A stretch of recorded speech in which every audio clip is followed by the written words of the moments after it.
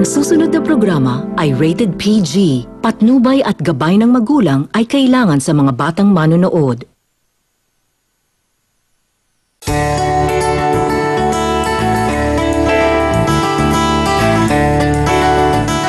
Magandang hapon mga kapatid. Ako po si Lucy Cruz Valdez. At ako naman po si Attorney Mel Santamaria. Ito po ang programang Relasyon ng Radyo 5 na papanood ninyo ngayon sa TV. Pansamantala po kaming humahalili ni Attorney Mel sa T3.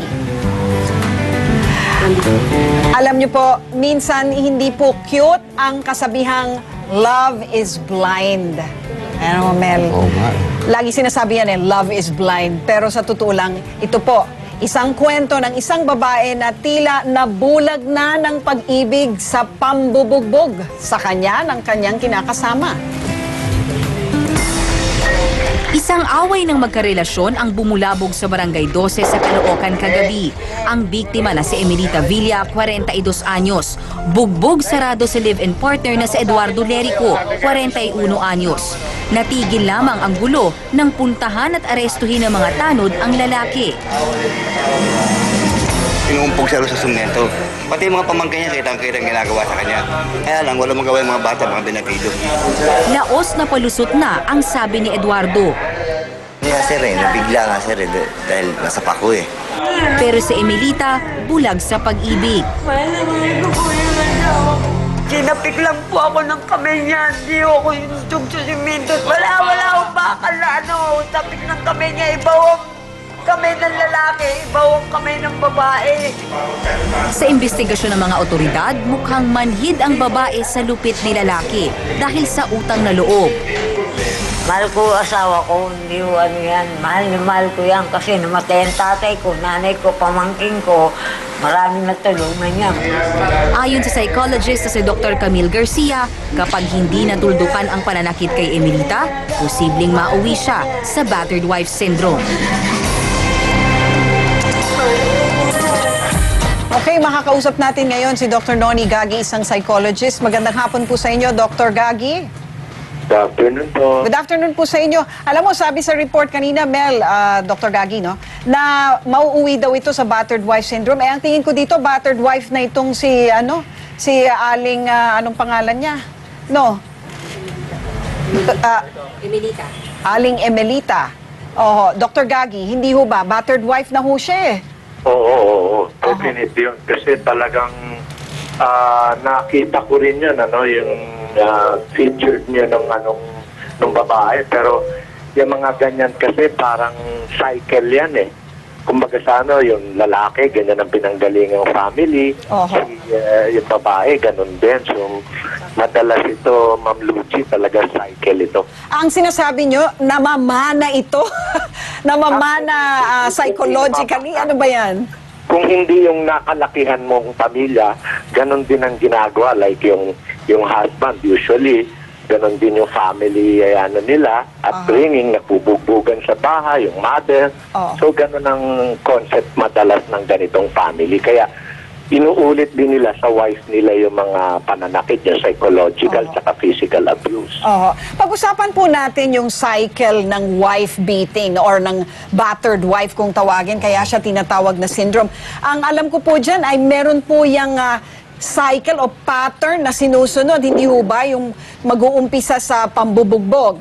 Hindi ho ba? So, yung madalas dinideny nila yan. Okay. Talagang dinideny nila. So, ang tawag nga dyan na Lucy, denial, di ba? Tapos magkakaroon ng guilt. Tapos marirealize nila, so may enlighten din sila. So, yan, common yan sa mga nangyayari hanggang sa dadating yung last stage ng responsibility. Tsaka lang sila iigi sila kung magagawa nila yung mga yon. Madidesisyonan nila. Oo. Sino ang may sakit dito kung matatawag na sakit or disorder ito? Yun ho bang babae ang may disorder dito o yung lalaki? Actually, sabi by the book, siyempre ang lalaki, ang mas malaki ang may problema. Pero alam mo kasi, Lucy, meron tayong kung tawaging mga personality disorders na yung mag-asawa dependent sa isa't isa eh. So yung isa, gusto ring nasasaktan siya until such time na nagiging grabe na tuloy siya. So yan yung mga inaano natin minsan sa mga annulment cases, di ba? Sila yung mga ganyan eh. Doktor, nakita natin sa telebisyon, bugbog sarado itong si Mrs. Yes, Nakita natin, pagkatapos, niyayakap niya si Mister. Ito ba ang cycle na to? Ano po ang ugat ng klaseng ugaling ito? Nasaktan na, yayakapin pa ang Mister at paulit-ulit yan. Ano ba ang ugat nito? So yun nga hindi natin maintindihan, Atty. Mel, ano? Kasi yung mga kung tawagin ng dependent personality, yung kahit nasaktan mo sila, yung meron tayong sadomasochistic na mga mga relationships Yung gusto nila, sinasaktan sila. Yung isa naman, gusto, nananakit siya. So, it's a matter of talagang magkakasama itong mga ganitong behavior. So, yan nga kasi parang naging codependence na di ba? May ganong relationship, no? O meron bang tinatawag na enabler sa mga ganyan? Kasi naririnig ko madalas yan sa relasyon na pag-uusapan po namin, ano? Yun bang enabler? Meron bang ganyang relationship dito? Enabler tsaka yung codependent? Yun nga, yun sinasabi ko sa yung dependent personality. Parang hindi naman mabubuhay yung isa't isa kung wala rin yung isa. Kasi talagang meron yung pagmamahal Pero tinatanggap nila yun yung pananakit. Yung isa naman, gusto, nananakit muna siya. So, pattern ito at saka talagang hindi mo sila mapag-iwalay din naman. Oo, na pinapanood ko nga yung mga eksena rito, nagyayakapan pa sila pagkatapos, bugbog sarado si babae, pero sabi niya, mahal na mahal pa rin niya itong asawa niya, no? Talagang matatawag na psychological disorder. Sa ilalim po ba ng batas, Atty. Mel, paliwanag mo to, no? Wala bang pwedeng gawin ng mga otoridad kahit na hindi nagrereklamo si Mrs.? Alam mo, ang batas dito, Luchi, yung tinatawag na Republic Act 9262. Ito ang karahasan laban sa mga kababaihan at mga bata. Ang mga karahasan dito pwedeng physical, financial, economical at psychological. Dito sa ating nakikitang sa TV dito, hindi lang physical to, psychological pa to at emotional. Talagang purong-puro at diretsong-diretsong 9262 to.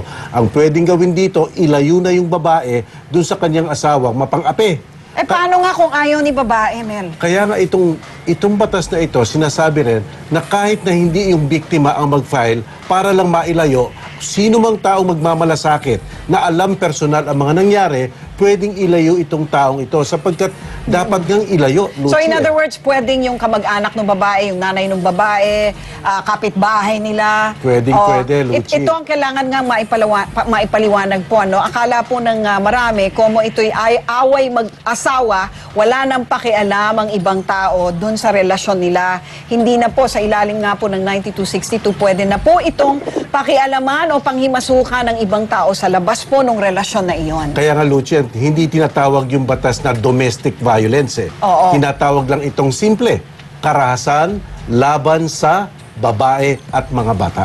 Violence against women and children ang tawag dyan. Yes. Dr. Gagi, yung ganito ho ba, pag pinaghiwalay po ba sila, pag sa pilitang pinaghiwalay sa ilalim po ng batas, halimbawa 9262, meron pa po bang solusyon o resolusyon o pagtutuwid sa kaisipan ng babaeng nabugbog o pati na nung mambubugbog? Oo, Luchi, sana mag-attend din sila ng long-term counseling kung tawagin. Tama nga si Atty. Mel na pag hindi mo pinag-iwalay ito, there are cases na minsan it will end up talagang may mamamatay sa kanila It's either yung wife babalik dun sa asawa na nananakit or it's the husband, matuluyan na niya yung wife. So talagang may masasaktan kung hindi sila pag-iwalayan. And I hope na sana yung mga ganito mai-refer natin, ma-counsel natin yung mag-asawa, and probably we can help them ease their lives, diba? Pero hindi naman permanent yung effects nun, halimbawa sa wife. Can she actually move on in her life pagkatapos nito? Dadating ba siya sa punto na makikita talaga niya na, bakit ako nagpabugbog ng ganon?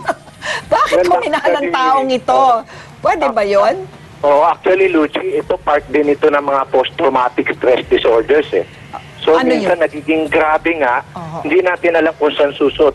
Minsan, to the point na nagiging nawawala na sila sa reality talaga, Oho, kung tawagin natin. Oh, well, yun nga ang gagawin siguro ng counseling, no, na maibalik Oo. sila doon sa katotohanan na nangyayari sa kanila na hindi nila Yes, nakikita oo. dahil napaka-immerse nila Yes, doon sa lubog kanilang na lubog na sitwasyon ng sila karahasan, no? sa sitwasyon. Na ang tingin siguro nila napaka-normal na nung kanilang buhay, ano? Ganun ang Yes, normal oo. life nila. Nako, yan nga po, kaya dapat maliwanagan tayong lahat dyan. Pati na po tayong hindi naman talaga involved sa mga relasyon ng karahasan na katulad nito. Dapat din talaga may konting consciousness tayo no? Totoo Sa yan. nangyayari sa paligid natin, kung may kaibigan tayo o kamag-anak na nagiging biktima ng ganitong syndrome. Maraming salamat po sa inyo, Dr. Noni Gagi. Opo, thank you rin po. Alright, salamat Maraming po. salamat po. Okay, sa pagbalik po ng relasyon, ang kaso naman ng mag-iina na inabandona na ng asawang seaman. Maraming ganyan. Pag-usapan po namin at solusyonan.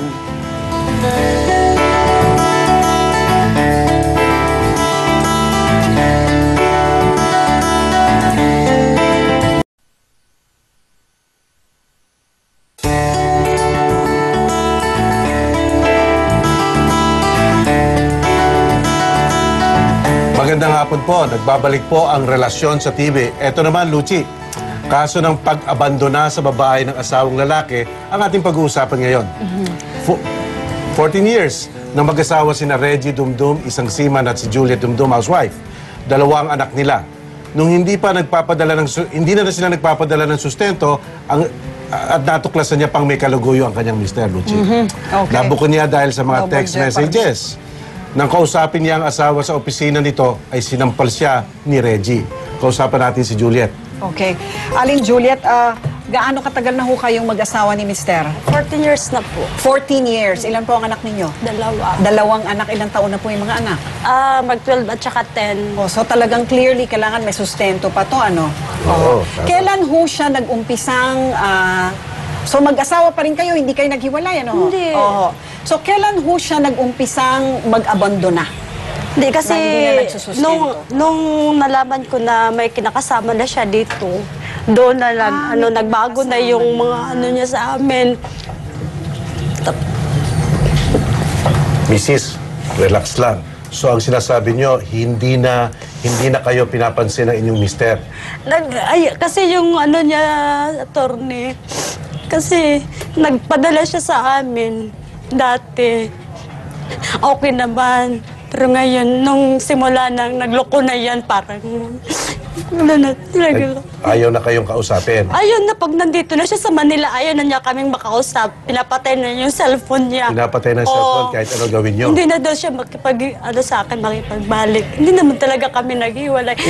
Ilang beses niyo na siya tinangkang kausapin? Madami na. Madami na, pag andito siya sa Manila, mahirap na siya kausapin namin. Talagang galit na kayo siguro sa kanya. Matagal na po. Matagal na. Alam mo, Mrs., itong sasabihin ko sa inyo, ha? Alam niyo, siguro yung mister niyo, talagang gano'n na ang ugali. Baka hindi na natin mabago. Kaya ang punto dito, Mrs., dapat maging, ano ho kayo? Matalino rin kayo ngayon. Practical. Practical kayo ngayon. Alam niyo ang gagawin niyo. Mag-relax kayo at isipin ang gagawin at ano ang unang gagawin. Anong unang gagawin? Ano po ang pinakamahalaga sa inyo ngayon? Kasi ang amin lang sa attorney, kasi ang sabi niya, hindi na daw siya makipagbalik sa akin. Yung ba Okay. tanggap mo na yon? Oo. Na hindi siya babalik Oo, sa'yo? hindi ko Okay. siya pipilitin kung ayaw niya sa amin. So, Basta yung mga bata, Yun. yung mga promise niya sa mga anak namin, attorney, nawala na Ano yung lahat. promise na yun? Alam mo, more than the promise, ang pinaka-basic dito yung sustento. Alam mo naman siguro Kasi yan, yung ano? sustento niya sa amin dati, okay naman po. Pero nung simula nang nagloko na yung bullshit na yan, doon na talaga attorney na ano yung allotment namin. Okay, Mel, paano natin gagawin ito para masiguro na yung sustento sa mga anak niya at saka sa kanya, Oo, diba? syempre, asawa ay pa rin siya. magpatuloy. Oo. Mrs., ang gagawin natin, magpapile tayo ng kaso sa korte. Ang tawag dyan, support. Kahit na ano ang ngaw-ngaw niya, kahit ano ang sabi niyang ayaw niya, ang korte na ang pipilit sa kanya ng legal. Uutusan siyang mag-suporta sa iyo at sa inyong anak. Sa tingin niyo po, Mrs., ano ang pangangailangan ng inyong anak? More or less, sa isang buwan? Kasi ano sa amin kasi attorney, hindi ko maano Kasi yung mga anak ko lagi yung naghihingi sa akin. Kaya, Pero saan ba nag-aaral mga anak mo? Public school? Sa private public. school? Kasi Public nung school. pag-enrollment na hindi niya siya nagbibigay sa akin. Kaya nga, oo. doon ko na lang sila pinapa-eskwela sa public school. Pero alam mo ba kung magkano sweldo ng asawa mo? Alam ko po. nako, maganda. Alam mo kung saan nagtatrabaho? Hindi, tanong na natin magkano ang sweldo ng asawa mo? Mga 1.5 to 1.8 a month, dollars yan. Dollars Wow. to. So, Malaki. Mel, pag mga ganon, okay, ano ba ang basehan ng halaga ng sustento, Mel? Alam mo, ang net worth ng tao, lahat ng kanyang resources, meron ba ho siya mga lupaan, ari-arian? Yun nga ang problema kasi pending lahat. Pending? Pero- Anong pending? Yung may nabili kami ng lupa, tsaka may lupa. May lupa may pa. bahay sa Davao. Kasi, Ba, maganda yan. Okay yan. So, ibig sabihin, talaga kayo may kalupaan at kung wala ng pera, pwedeng pagbili Yes. at saka ibigay sa inyo para bilang suporta sa inyong Yes. anak. Pero hindi pa po tapos yung pagbayad namin. Sino nagbabayad? Ako. Ikaw. Ikaw pa nagbabayad? Kasi dati, attorney, wala naman kaming problema. Oo. Simula nung 2008 hanggang 2010 hanggang ngayon, doon na parang na yung pagsasama namin. Ikaw ba may trabaho? May negosyo kami dati, pero nawala Hindi, lahat. ngayon. So, anong pinababayad mo dun Wala. sa lupa ninyo? Wala. Stop lahat. So hindi... Okay, Stop lahat. okay. Hindi. So, unahin muna natin yung sustento, di ba? Oo, unahin natin ang Oo. sustento. Ito, misis. Ito ang kinakailangan yung gagawin. Dapat siyertuhin nyo na ang pangangailangan ng inyong anak at pangangailangan nyo. Ligyan nyo ng figura, halaga. At pagkatapos, dapat matuntunan nyo kung talagang saan nga nagtatrabaho at ano nga ang kakayahan nitong mister nyo. Baka mas malaki pa sa $1,500. Ay, kung 1,500 yun, magkano yun? Mga 60,000 din yun, ba? Kasi ayon sa batas natin, Mrs., basta nagka-file ka ng petition for support, hindi mo na kailangang intayin pa na matapos ang kaso, di ba, Lucy? Yes. Oo. Sa Basta una pa lang, nagpetisyon ka, pwede mo na kaagad hingin na sustentuhan ka na kaagad, hindi ba? Habang dinidinig yun. Support- Meron na kaagad halagang pwedeng ihingi. right. Support Oo, sa korte. pendente lito yun. Kaya kahit na patagalin niya ang kaso, babagsak buwan-buwan ang support sa inyo. Ang pangalawa, kung talagang matutukoy niyo nagpapatrabaho sa kanya, pwede niyo pang ipakaltas ang sweldo niyan at bigay na kaagad sa inyo yung kalahati o yung portion na dapat mapunta na sa inyo. Yan po ang aspetong sibil dyan. Yan ang suportang dapat yung makuha. Mel, makakasama natin ngayon si PO2 Janice Agustin ng Women and Children's Desk ng Sampaloc, Manila. PO2 Agustin, ano ho ba ang pwede natin maitulong kay Juliet dito para makuha niya yung sustento mula sa kanyang asawa? Hello. Hello, good po. afternoon po. Yes, PO2 Opo. Agustin. Opo, Anong ma'am. pwede natin gawin? Unang-una po, kailangan po niyang pumunta ng presinto po para magpa-blatter po. At doon po, papailan po natin ng kaso. Yung criminal case po, pwede po siyang kasuhan ng yung RA 9262 po, yung Violence Against Women and Their Children. Kasi bukod po doon, nabanggit po kanina, nung pumunta po siya doon sa agency, ay sinaktan po siya nung... Oo, so... Pwede po yun. Pwedeng Ngayon, ipa-blatter yung yun, Juliet. Doon po sa kinakasama naman po, sinasabi niya pong may kinakasama na ibang babae. Pwede rin po na concubinage po ang ipa-file po na kaso doon. Okay. So, kailangan mo na mag-report para nga naman ma-blatter. Tapos yun ngayon ang basihan ng Kailangan kasong po siyempre isasampa. ma-interview din po namin siya at malaman po talaga yung buong detalye po ng reklamo po niya. Okay, PO2, pwede bang ipadala namin sa'yo si Juliet, ha? Ihahatid namin dyan. Tulungan mo naman, ha? Oo. Okay, maraming salamat sa'yo, PO2 Maraming Janice salamat Agustin. Alright, at Miss Juliet, tutulungan po namin kayo dito, no? Kahit wala na po yung T3, ito pong relasyon, tutulong po sa inyo sa abot ng aming makakaya. Para po makakuha kayo ng sustento sa asawa ninyo, ibang usapin na lang yung inyong muling pagsasama o paghihiwalay na, no? Pero ang importante, masustentuhan ka agad ang pamilya. Opo, maraming salamat po. Maraming salamat, Juliet. Okay. Tatagan mo loob mo. Yes, kailangan mo yan. Magbabalik po ang Relasyon TV. Diyan lang po kayo.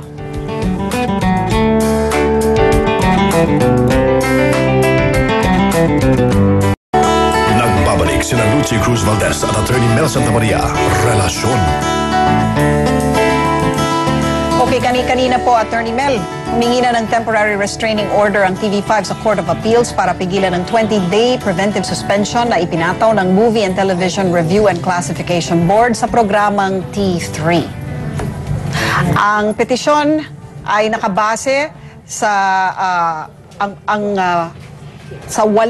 kawalan ng jurisdiksyon ng MTRCB at grave abuse of discretion daw sa bahagi ng MTRCB. Ang T3 daw kasi ay isang news and public affairs program at hindi po sakop ng mandato ng MTRCB. Ayon sa abogado ng TV5 na si Attorney Benjamin Tolosa Jr., hindi na kailangan ng preventive suspension dahil bago pa man ang investigasyon ng ahensya, sinuspindi na ng TV5 ang mga host ng programa at nag-public apology na rin sila. Alright, so yan nga ang nangyari kanina, Mel, no? Nag-file yata silang ng certiorari? Certiorari, petition for certiorari at humihingi na napigilin ang MTRCB na suspendehin yung 20-day preventive suspension. Oo. Ano nga yung relevance nun nung pagsabi natin na isang news program ang T3? Kasi ang news program, hindi kamukha ng iba pang mga programa. Hindi nililikha mo sa isip ito kundi tinutuon mo ang mga totoong nangyayari. Nakakagulat, simple, payak, komplikado at masaya at malungkot man. Talagang tinutuon mo para magbigay ng impormasyon sa ating mga kapatid, sa mga bayan natin, sa hoping na meron silang matututunan patungkol sa ating bayan. At dahil doon ay nasasaklaw ito ng freedom of the press na isang basic right, no? Kaya yun ang ating pinangangalandakan dito. Para tulungan po tayong himayin ang argumentong ito sa suspensyon ng MTRCB sa programang T3. Nasa telepono po natin ngayon si Benny Antiporda, presidente ng National Press Club. Magandang hapon sa iyo, Benny. Kasama ko si Attorney Mel Santamaria. Magandang hapon po, Attorney. Magandang hapon po sa ating mga tagapanood at tagapakinig. Benny, ano muna ang reaksyon ng National Press Club dito sa ginawang pag-suspend sa T3 ng MTRCB?